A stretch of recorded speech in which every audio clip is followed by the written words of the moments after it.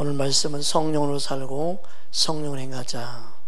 이 말씀을 준비하면서 많은 주님이 깨달음을 주셨습니다. 성령으로 살고 싶은데 살지 못하는 사람들이 있다 그러시더라고요. 그들은 왜 그럴까요? 성령으로 살고 싶지만 그러지 못하는 이유가 그 마음에 있는 상처들이 제거되지 않아서 그렇다. 그 많은 사람들이 상처를 입고 자랍니다. 그 사람을 그게 두 종류로 분류하면 사랑을 받고 자라는 자녀들이 있고 상처만 입고 자라는 자녀들이 있어요. 그 사랑만 받고 자라는 자녀들은 오직 자기만을 사랑하면서 그 사랑만 받고 자란 자녀들은요, 모든 생각이 자기가 주인공이에요. 그래서 자기밖에 몰라요. 남이 미워해도 어떻게 생각하는지 알아요? 나를 사랑해서 미워하는 거야. 그 정도로 긍정적이에요. 그리고 모든 사람이 자기를 좋아한다고 생각을 해요. 그래서 공주병, 왕자병에 빠져 있지요. 그리고 모든 세상이 자기중심적이죠. 나 없인 세상이 안 돌아간다 생각할 정도로 자기 자만심과 교만의 도취에 빠져 있는 그런 환경에 빠진다고 합니다. 사랑만 받고 자라도 문제에 심각하게 빠지는 경향이 생깁니다. 또 반대로 어릴 때부터 사랑은 받기커녕 멸시천대 받고 그 사랑을 받지 못하고 상처만 받고 자란 심령은 누구도 믿을 수 없는 사람이 돼요. 다 의심하게 되고, 그리고 모든 사람을 바라볼 때 부정적으로 바라본다고 합니다. 그리고 너무너무 사람을 의식하다 보니까 자기의 능력을 발휘하지도 못하고 자기의 주관 있게 뭔가를 발표도 하지 못하고 너무 그 상처에 매이다 보니까 전진하지 못하는 거예요. 그 상처에 매어 있게 되고 그 상처에서 헤어나지 못하는 그런 문제에 빠지게 된다고 합니다. 사랑을 많이 받고 자란 사람은 대인관계를 쉽게 잘합니다. 그런데 모든 사람이 자신의 돌놀이처럼 여기고 그렇게 생각하는 경향이 생기기 때문에 많은 사람과 대인관계를 하더라도 자신이 리더가 되지 않냐면 또 거기서 상처를 입게 되고 실망하게 됩니다. 상처를 많이 받고 자란 자아상은 분명히 보는데 보는 것이 제대로 보지 못하고 듣긴 듣는데 제대로 듣지 못하고 느끼는데 느끼는 것을 제대로 느끼지 못하는 감정적인 부분에 있어서 상처로 인해서 제대로 반응하지 못한다고 합니다. 즉 모든 사람 앞에서 자유하지 못하는, 그래서 항상 긴장 가운데 있습니다. 스스로 생각하기를 다른 사람이 어떤 자신을 향해서 말하는 그 말을 듣고 판단해서 나를 깔본다, 나를 무시한다, 그래서 스스로 상처 입는 경우가 많다고 합니다. 여러분, 예수님께로 오게 되면 예수님을 믿는데 이런 상처를 제거하지 않고 믿게 돼도 교회 안에서 스스로 마음문을 닫고 스스로 힘들어하고 괴로워하는 사람이 많다고 그래요. 주님이 그래서 제 마음속에 성령님과 동행하기 위해서는 이런 부분들을 다뤄야 한다. 그래야만이 주님의 사랑에 온전히 반응하고 성령에 반응하며 살 수 있다, 그렇게 말씀하셨어요. 그래서 성령의 인도함을 받기 원할 때 우리 마음의 상처를 해결하는 주님이 그 만지심이 있어야 한다는 거예요. 무턱대고 믿고 싶지만 믿지 못하는 마음에 자기 걸 버리지 못한 그 아픔의 상처들, 어떤 사람들은 그 상처를 가지고 있지만 나는 그 상처가 너무 커서 건들고 싶지도 않고 더 이상 말하고 싶지도 않고 그냥 묻어두는 경우가 많이 있다고 합니다. 저와 여러분은 어떻게 믿음 생활하고 있습니까?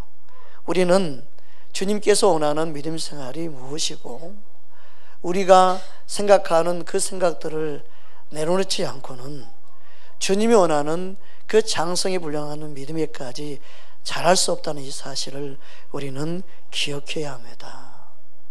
고린도전서 13장 11절에 보면 내가 어렸을 때에는 말하는 것이 어린아이와 같고 깨닫는 것이 어린아이와 같고 생각하는 것이 어린아이와 같다가 장성한 사람이 되어서는 어린아이 일을 버렸노라. 어린아이와 장성한 사람의 차이점이 뭐예요? 생각하는 것의 차이라는 거예요. 똑같은 사람은 생각하는 동물이고 생각하지요. 근데 어린아이의 특징이 뭐냐면 그 상처에 매여 있는 거예요. 그 생각에서 벗어나지 못하는 거예요.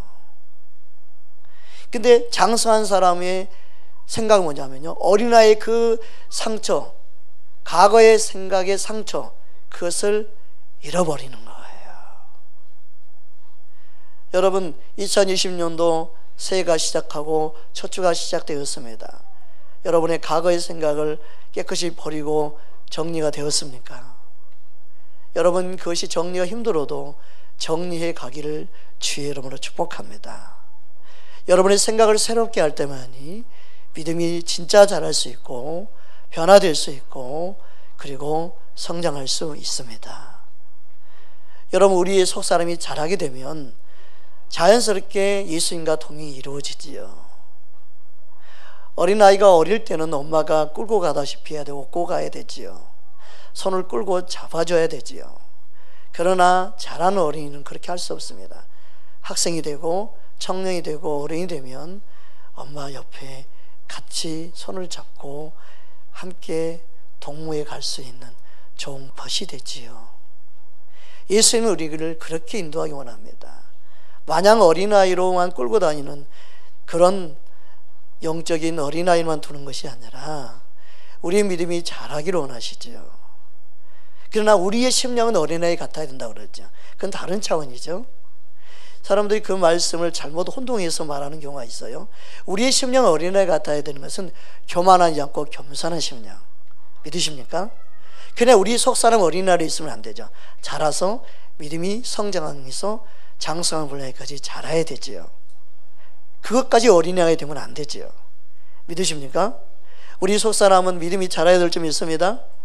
그런데 이걸 혼란스러워서 우리가 영적으로 어린아이로 그냥 가만히 그 자리에 있어야 된다 생각하면 그거는 속는 거예요. 믿음이 안 자라면 그거는 걱정 근심이 되는 거죠. 어느 부모가 그런 자녀를 키우겠습니까? 자라는 모습이 기쁨이 되잖아요. 우리의 자녀들이 자라고 쑥쑥 크는 모습을 보고 어른스러운 모습을 볼 때마다 대견스럽고 참 인생 많이 자랐네, 야 이런 생각도 할 줄 아는구나, 아 이제 부모도 생각할 줄 아네, 그때 참 흐뭇하잖아요. 그죠? 우리는요 믿음이 자라서 예수님을 생각할 줄 알아야 되지요. 그리고 예수님을 위해서 내가 어떻게 살 것인가 고민한다면 얼마나 멋있는 믿음이에요.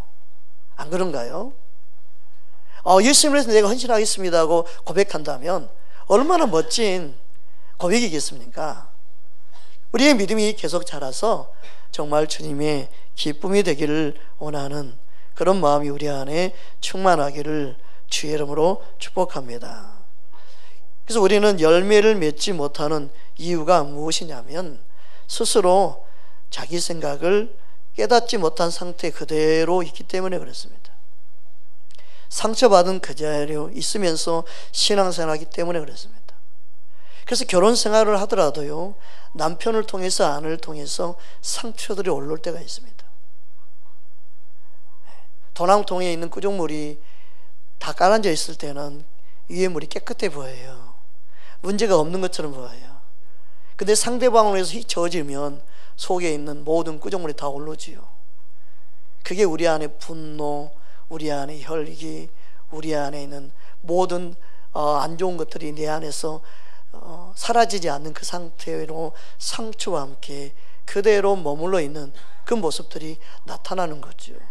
그래서 부부간에 또 상처를 입지요. 또 자녀에게 상처를 주지요. 내 안에 있는 그 꾸중물이 올라와서 서로 상처를 줘요. 또 상처를 받은 사람은 그 상처를 받은 그것 때문에 또 상처를 주게 됩니다. 자녀들은 부모에게 상처를 가장 많이 받고 자란다고 합니다. 왜 그렇습니까? 그 지나친 사랑이 상처로 다가가고 지나친 사랑이 상처를 받게 만들기 때문에 그렇습니다. 왜냐하면 또 부모에게서 그걸 배우고 또 그걸 통해서 자랐기 때문에 우리 안에 자연스럽게 그게 몸에 배어있는 부분이 있습니다. 그 상처는 상처를 계속해서 낳게 됩니다. 우리 마음 심령 가운데 그 상처로 인해서 낙심하고 좌절하고 절망하고 괴로워하면 되겠습니까? 예수님은 그것을 원치 않습니다. 상처 때문에 괴로워 아파하고 그렇게 산다면 그 인생이 얼마나 불행하겠습니까? 예수를 믿는다 하면서도 그 상처에서 헤어나지 못하고 나는 상처받았으니까 이래. 어떤 사람은 당연하게 그렇게 말합니다. 상처받은 게 어떻게 자랑이라고 말할 수 있겠습니까? 우리 안에 있는 상처들을 가지고 있다면 반드시 그 구조물은 누군가에 의해 저어지게 되면 올라오게 되어 있습니다. 여러분, 우리 안에 있는 그 구조물을 주님은 제거하기 원하신 줄 믿습니다. 우리는 주님 앞에 나올 때만이 그 상처를 치유받고 회복되는 은혜가 임하는 줄 믿습니다. 그래서 내 안에 무엇을 쌓아두고 있는지 반드시 가라앉아 있지만 맑은 물처럼 보이지만 누군가에 의해서 건드려지고 그것을 뒤집어 엎을 때 반드시 나의 안에 본성이 나오게 되는 것입니다. 누가복음 6장 45절에 보면 선한 사람은 마음에 쌓은 선에서 선을 내고 악한 사람은 그 쌓은 악에서 악을 내나니 이는 마음에 가득한 것을 입으로 말함이니라. 내가 원하는 뜻이 아니어서 여보 미안해. 얘들아 미안하다. 나는 그 뜻이 아니었는데 나도 모르게 입에서 나왔네. 우리는 그렇게 말할 때가 있습니다. 그럼 왜 그렇습니까? 내가 생각지 않았는데 내 입에서 나오는 이유는 내 안에 담겨있던 꾸정물이 나오는 겁니다. 즉 상처로 내 마음에 잠겨있던 것들이 흘러나와서 사랑하는 사람에게 상처와 아픔을 주는 겁니다. 여러분, 예수님의 사랑을 안다면 그런 말을 들었을 때 그 사람이 본심이야 라고 말하면 안 되고, 본심이 그러니까 그렇다고 생각해도 안 되고, 마음의 상처로부터 나오는 말이구나 라고 우리는 이해가 필요한 줄 믿습니다. 그리고 본인 입에서 나오는 자신의 말을 보고 듣고 자신이 깨우치고 돌이킬 수 있어야 되지요. 그것을 정당화하고 당연시하고 그것을 아무렇지 않게 반응한다면 그것은 자신을 영적으로 성장하지 못하게 만들고 자신 스스로를 굴레 씌우고 마는 것입니다. 여러분, 예수님의 모습이 아닌 그 부분이 우리 안에 나타날 때마다 우리는 그것과 씨름해야 될 줄 믿습니다. 그게 성령으로 사는다는 의미입니다. 성의 열매가 아닌 것은 우리는 우리 마음에서 버리기를 힘써야 될 줄 믿습니다. 성의 열매를 누구도 금할 자 없다고 그랬습니다. 성의 9가지 열매는요, 누구도 금하면 안 됩니다. 목회자도 금하면 안 됩니다. 성의 열매는 누구에게나 다 맺어야 되는 열매이기 때문에 그렇습니다. 성의 열매의 그 한 가지라도 교회 안에서 가르치지 않는다면 그것은 말씀에서 금하지 않는 것을 금하는 그런 성령을 거스르는 것이죠. 안 그렇습니까? 세상 법도 그것을 금하지 아니하는데 어떤 목회자는 성의 열매 중에 한 가지를 금합니다. 그걸 하지 말라고 합니다. 그것은 철저하게 잘못된 가르침이지요. 우리는 성의 9가지 열매를 당연히 인정해야 되고 그 열매를 맺으며 살 수 있어야 합니다. 믿으십니까? 성의 열매 중에 여러분이 마음에 안 드는 열매가 있습니까? 어떤 사람은 절제가 마음에 안 들 수 있습니다. 왜 절제를 놔가지고 절제를 두게 합니까? 아닙니다. 절제가 너무너무 중요합니다. 차가 달리는 그 차에 브레이크가 없다면 어떻게 되겠습니까?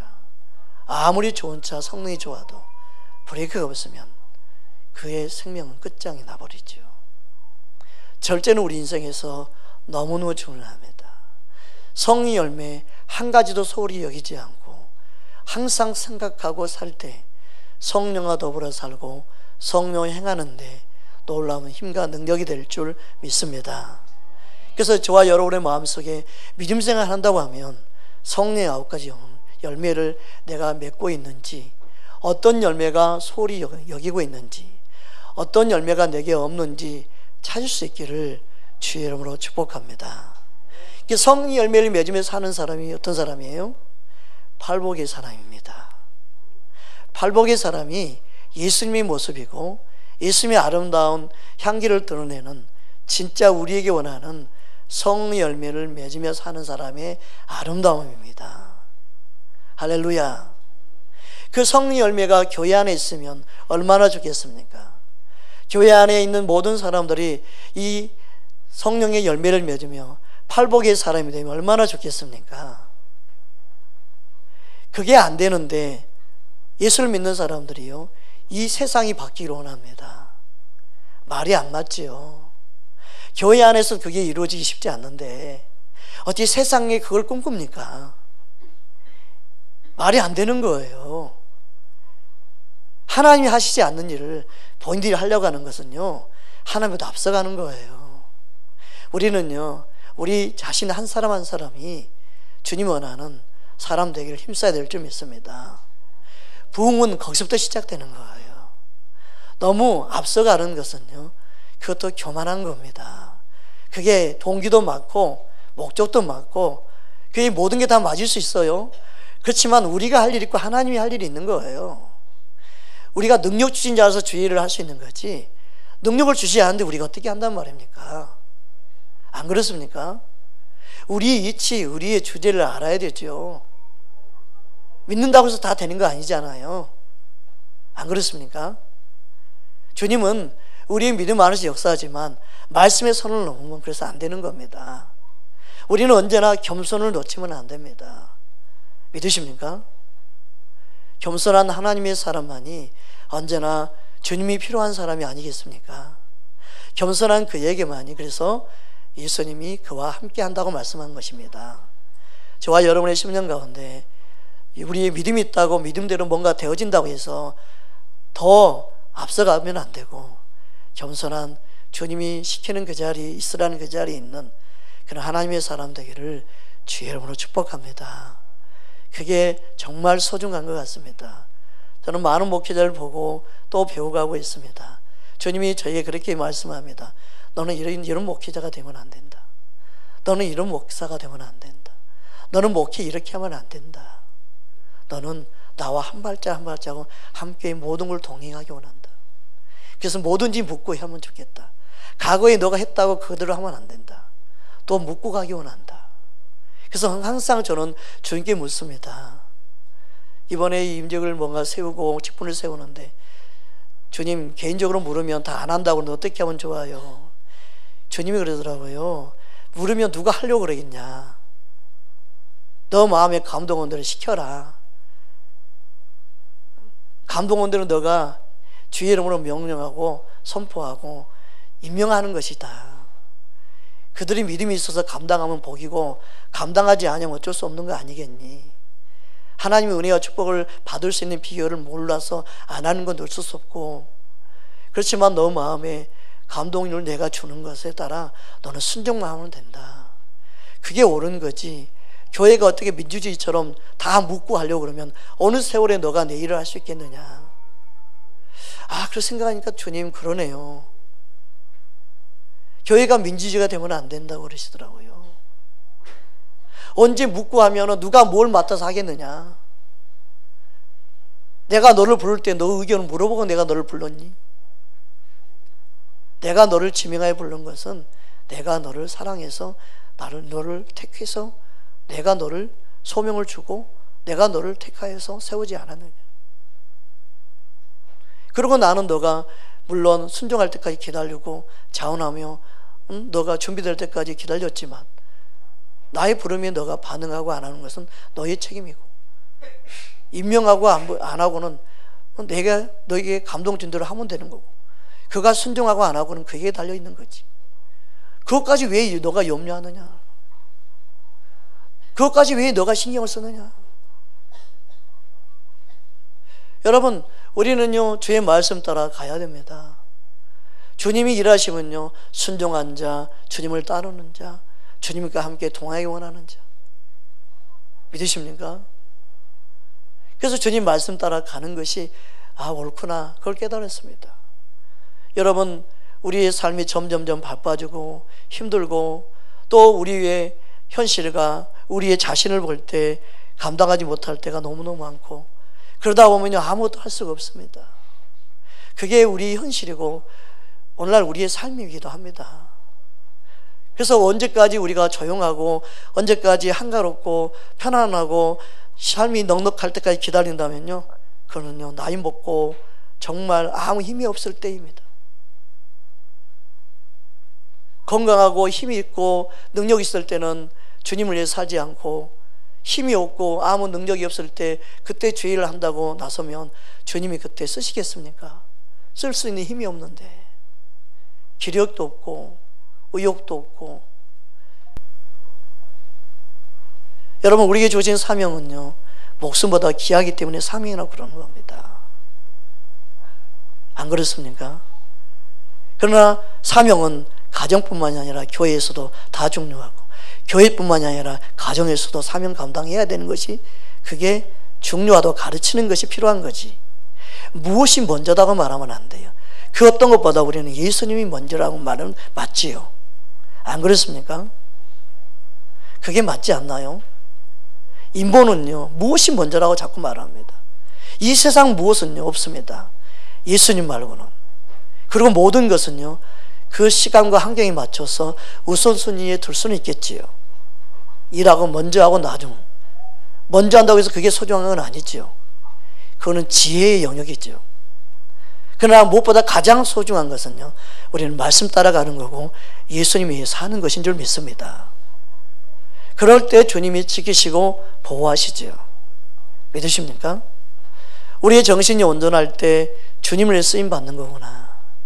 우리의 정신이 온전하지 않으면 쓰임 받지 못합니다. 여러분, 우리 마음 심령이 영적으로 인지 능력이 떨어지면 주님을 찾지 않고 세상에 방할 수밖에 없습니다. 당연히 육신적인 인지 능력보다 더 무서운 것은 영적인 인지 능력이 떨어진 시대에 우리가 살고 있다는 것입니다. 교회가 어느 방향으로 나아갈지를 잃어버렸습니다.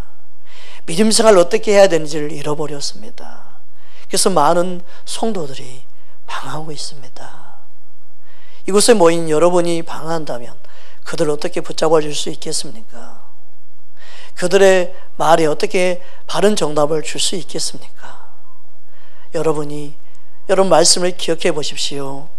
우리에게 덕을 세워야 할 장소가 세상이 아니고 교회의 덕을 세우라고 말씀하고 있지 않습니까? 그만큼 교회 안에 믿음의 덕을 세우는 사람이 필요하고, 교회 안에 먼저 본보기가 되는 사람이 필요해서 말씀한 거 아니겠습니까?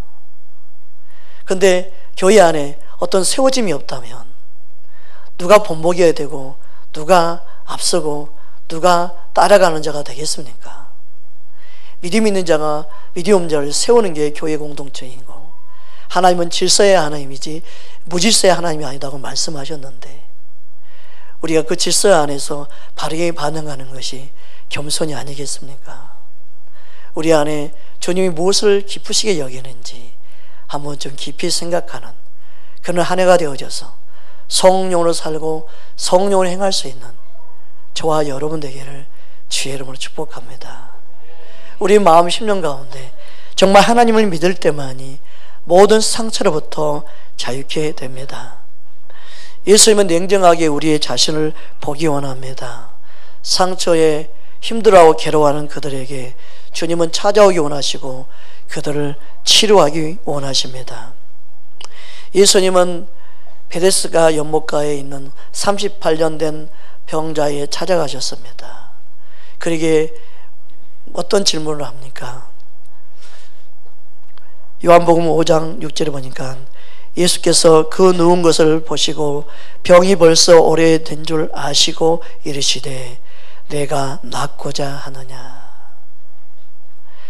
우리의 상처 아픔이 있다면 그것을 낫고자 하는 갈망이 있어야 합니다.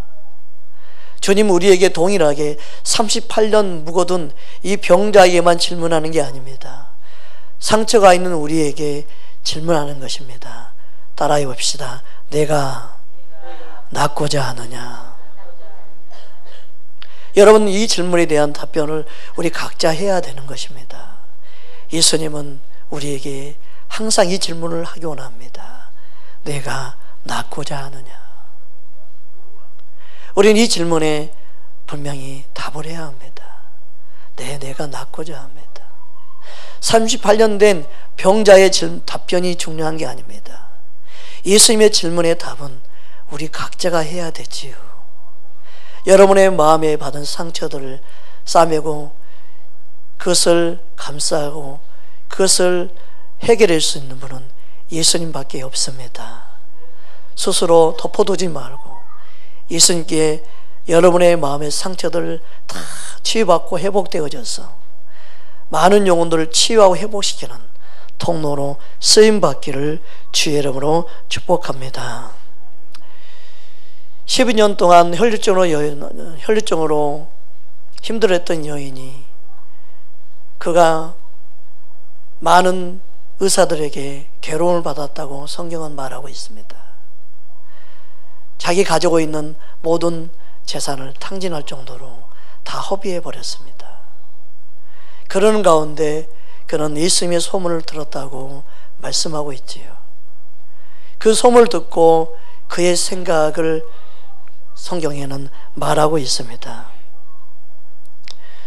그의 생각을 소개하겠습니다. 마가복음 5장 25절에서 28절입니다. 12해를 혈류증으로 알아온 한 여자가 있어 많은 의사에게 많은 괴로움을 받았고 가진 것도 다 허비하였으되 아무 효용이 없고 도리어 더 중하여졌던 차에 예수의 소문을 듣고 무리 가운데 끼어 뒤로 와서 그의 옷에 손을 대니 이는 내가 그의 옷에만 손을 대어도 구원을 받으리라 생각함이러라. 여러분, 상처로부터 자유케 될 수 있는 방법이 있는데 그것은 생각을 바꾸는 거예요. 12년 동안 혈증을 앓았던 그 연인은 얼마나 힘들고 괴로웠으면 자신의 재산을 다 의사에 다 쏟을 때까지 고침받기 위해서 열심을 내었겠습니까? 얼마나 여인으로서 비참하고 창피하고 부끄러웠겠습니까? 아마 가족들로부터도 미움받았을 겁니다. 모든 사람으로부터 떳떳하지도 못하고 어디 밖에 나가지도 못했을 겁니다. 여러분, 이 땅에는 이런 많은 상처를 받고 있는 사람들이 많이 있습니다. 여러분, 우리가 믿음을 가지고 있다면 실제로 이 문제를 해결할 수 있는 답을 우리는 알아야 되고 또 찾아야 되고 예수님과 함께 이 문제를 해결해야 되지 않겠습니까? 여러분 안에 어떤 상처라도 예수님과 함께 가지고 나오면 해결받을 줄 믿습니다. 주님은 우리를 실제로 고쳐주시고 해결하시는 분인 줄 믿습니다. 이처럼 생각을 바꾸는 겁니다. 어떤 생각이요? 내가 그의 옷에만 손을 대어도 구원을 받으리라 생각함이라라. 이게 믿음입니다. 내가 예수의 이름을 부르면 나를 구원할 줄 나는 믿습니다. 이 믿음이 없는데 예수의 이름을 부르는 것은 가시적인 것이죠. 그래서 우리의 믿음은요, 어떤 메시지를 듣느냐예요. 굳이 그렇게 할 필요 없습니다 메시지를 들으면 그렇게 하지 않게 되지요. 그렇게 한다고 믿음이 있는 게 아니고 그렇게 한다고 예수 잘 믿는 게 아닙니다라고 말하면 그렇게 해왔던 사람도 멈추게 되지요. 하나님 말씀 그대로 말하는데 왜 사람의 생각으로 영혼들을 미혹하고 가르치는지 모르겠습니다. 이게 오늘날의 심각한 오류에 빠지게 하는, 영적으로 혼미케 하는 미혹의 영입니다. 성경은 말하고 있죠. 강명한 천사처럼 역사한다고. 그게 다른 사람을 향해 말하는 게 아닙니다. 이 강명한 천사를요, 이단들이 더 많이 써먹는 단어예요. 자신들을 말하지 않고. 참 이 말씀을 어떻게 썼느냐? 교묘해요.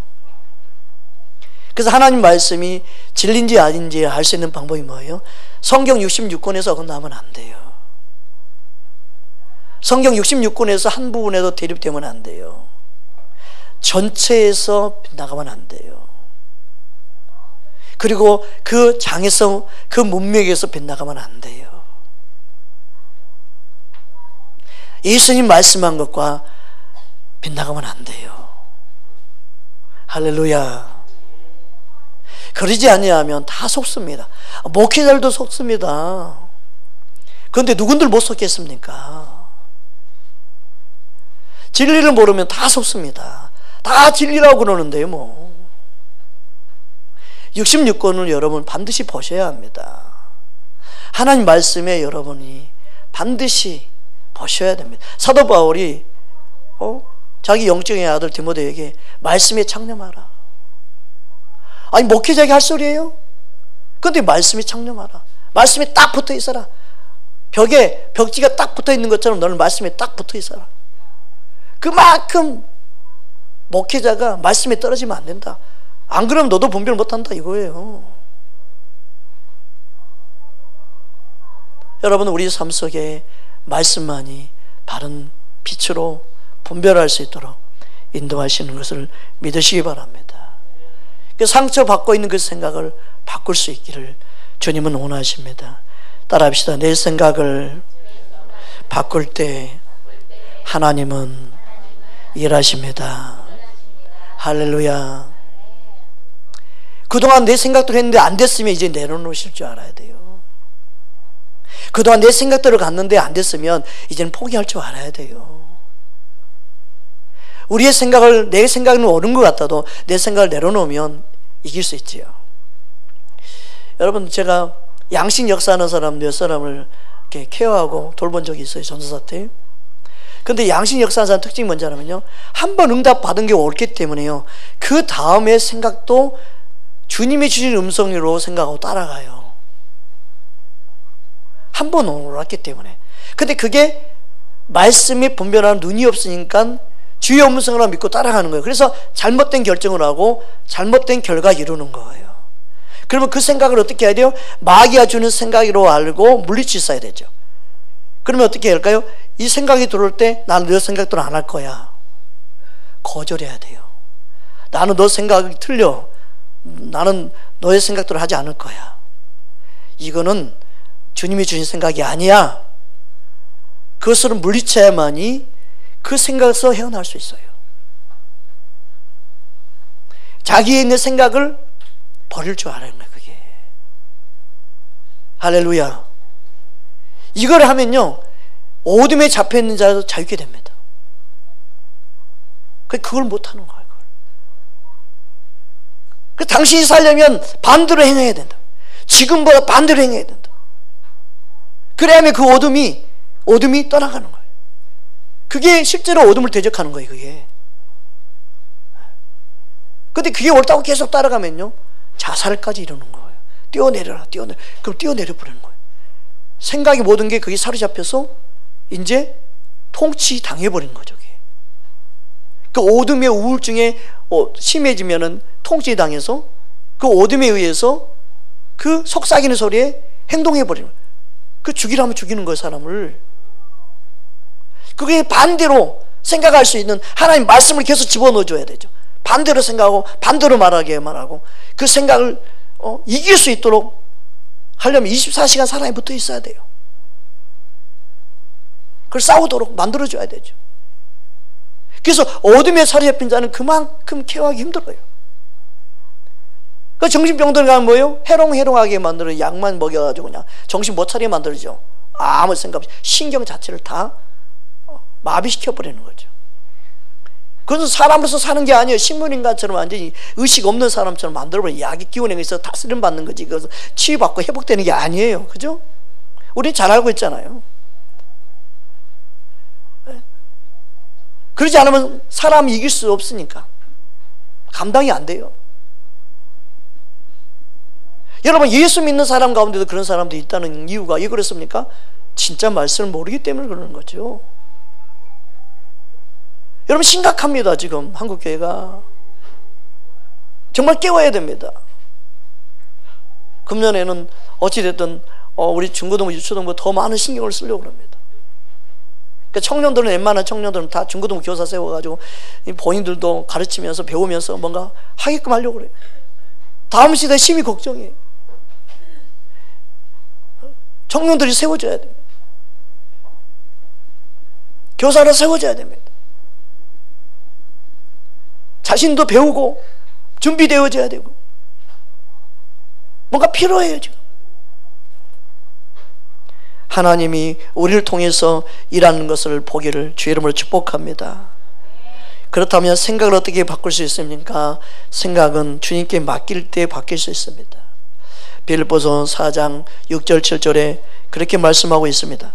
아무것도 염려하지 말고 다만 모든 일에 기도와 간구로 너희 구할 것을 감사함으로 하나님께 아뢰라. 그리하면 모든 지역에 뛰어난 하나님의 평강이 그리스도 예수 안에서 너희 마음과 생각을 지키시리라.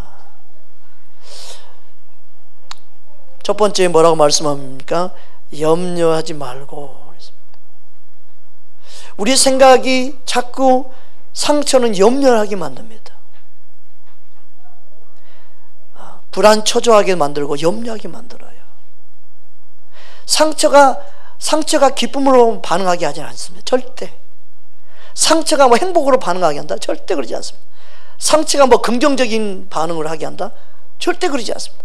상처는요, 염려를 가져오게 만듭니다. 염려하지 말아야 되죠. 왜 그렇습니까? 하나님 말씀을 우리는 붙잡아야 되는데, 염려함으로 키를 한 잔이나 더 할 수 있느냐? 염려한다고 해결하지 않기 때문에. 그래서 염려한다고 해서 이 문제 해결할 수 있는 건 아닌데, 그걸 우리가 안다면 염려가 생길 때마다 염려 잠깐 딱 뒤로 해놓고 염려한다고 되는 게 아니라니까. 그렇죠? 염려를 수도할 수 있어야 돼요. 따라합시다. 오늘부터 나는 염려를 내려놓겠습니다. 더 이상 염려하며 살지 않겠습니다. 염려가 너무 중요합니다. 누가복음 21장 34절에 보면요, 잘 들어보십시오. 너희는 스스로 조심하라.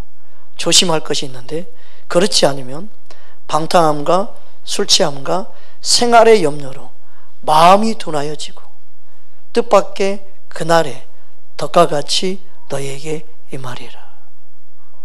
염려는요, 있는 믿음 다 탕진해버립니다. 영적인 마이너스가 아주 급속도로 내려가게 만듭니다. 영적인 다운을 그냥 아주 그냥 급속도로. 염려가 계속 염려를 낳습니다.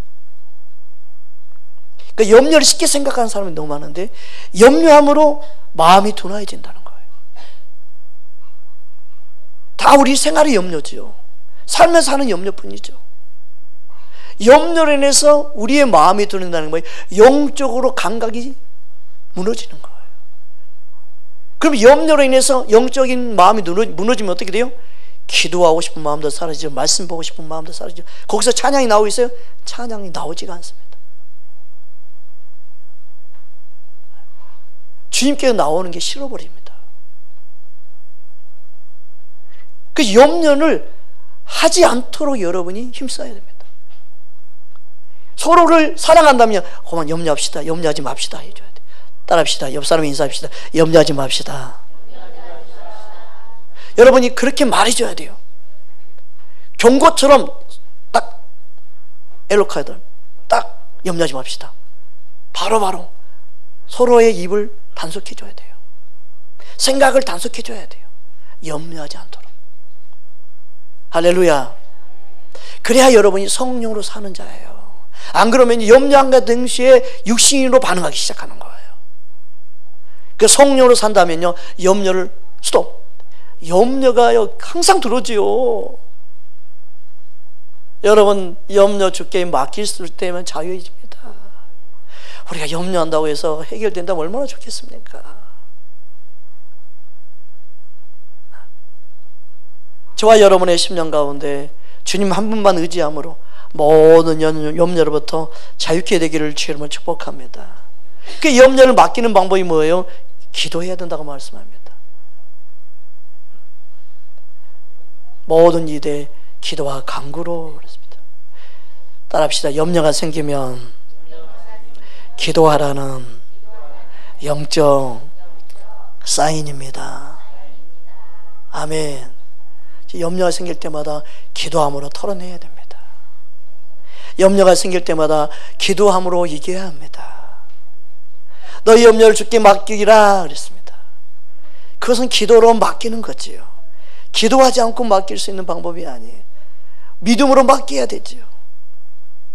믿음으로 여러분 기도함으로 주께 맡길 수 있기를 주의 이름으로 축복합니다.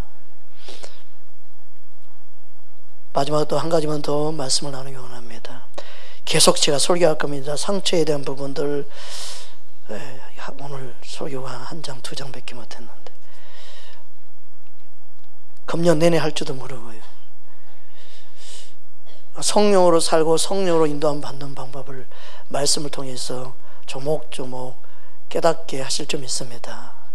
그래서 실제로 성령으로 사는 삶이 되고 열매를 맺는 삶이 되도록 주님께서 인도할 좀 있습니다. 제 어머니를 이렇게 돌보면서 깨닫게 하는 메시지가 참 많습니다. 아, 상처가 이렇게 반응하겠구나. 주님이 저희 어머니 돌보면서 말씀을 주신 게 많이 있어서 또 이렇게 나누게 될 수 있게 되었습니다. 얻는 게 있으면 또 잃은 것이 있고, 잃은 것이 있으면 그걸 통해 또 주님은 얻게 하시는 은혜가 있습니다. 그래서 믿음으로 반응하게 되면 하나님께서 그 가운데서 하나님 일하심을 볼 수 있습니다.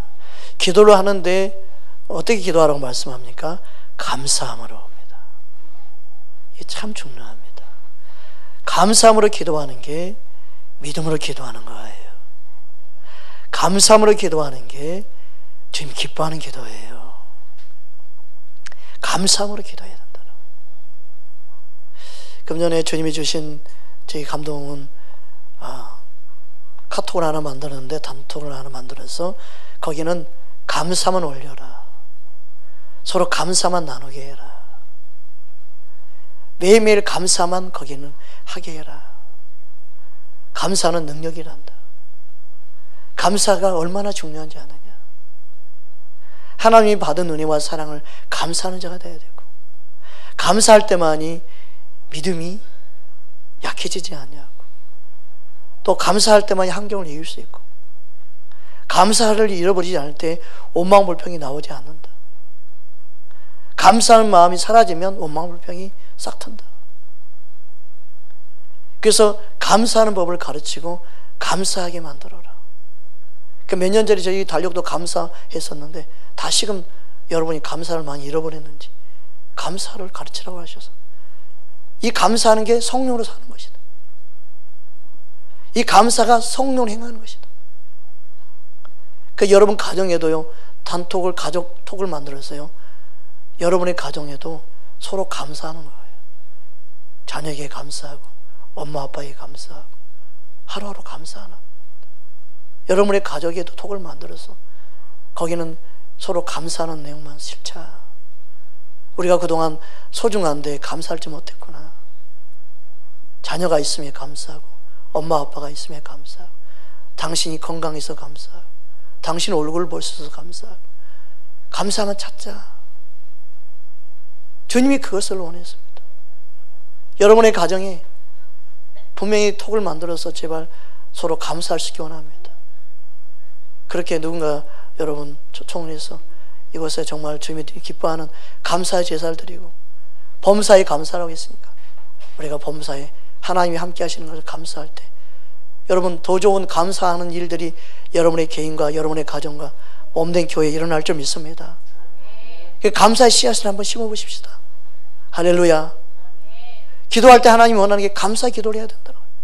감사함으로 하나님께 아뢰라. 그리하면 모든 지각이 뛰어난 하나님의 평강이 그리스도 예수 안에서 너희 마음과 생각을 지키시리라. 성령님이 그 가운데 역사하시는 겁니다.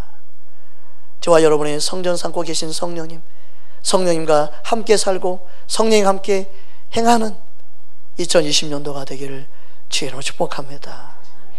할렐루야. 우리 함께 말씀 붙잡고 기도하기 원합니다.